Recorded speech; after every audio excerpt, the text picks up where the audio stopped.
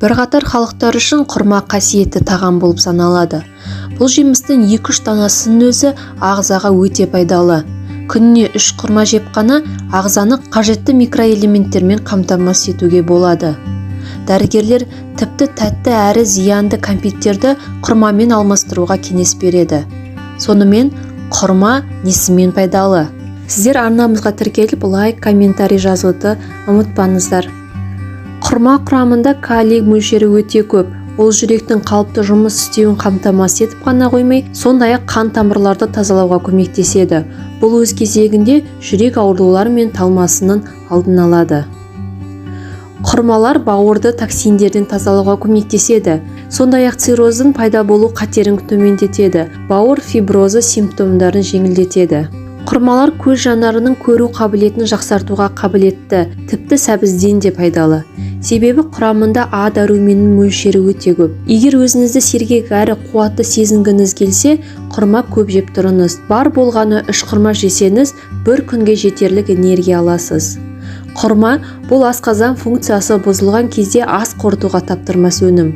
Оны асқазан ішек жолының аурулары, тіпті асқазан обасының профилактикасы үшін пайдалану қажет. Шаш сынғыш болса, тері құрғаса, әжім ерте пайда болса құрма жеу керек. Оны косметикалық маскалар құрамына да қосуға болады. Құрма әлемнің барлық елінен, кез келген азық-түлік дүкендерінің сөрелерінен табуға болады.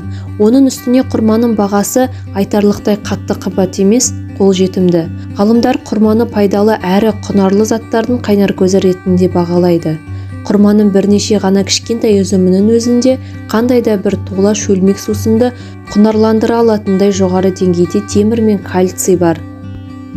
Құрамындағы нәрлі заттардың арқасында қанға жылдам түсіп, ағзаға жеңіл сіңеді әрі тез қорытылады. Нәтижесінде шаршауды басып, ағзаны қуаттандырады.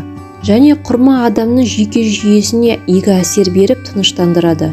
Сондай-ақ құрма бауыр, ішек-құрт инвазия ауруларына, терінің құрғауы, еріннің тілінуі, шаштың түсуі, тырнақтың сынғыштығы секілді жағдайларда өте пайдалы. Құрамында А витаминінің көп болуы жүйке жүйесінің, қалқанша безі мен өкпе қызметінің жақсаруына үлес қосып, күш-қуатты көтереді.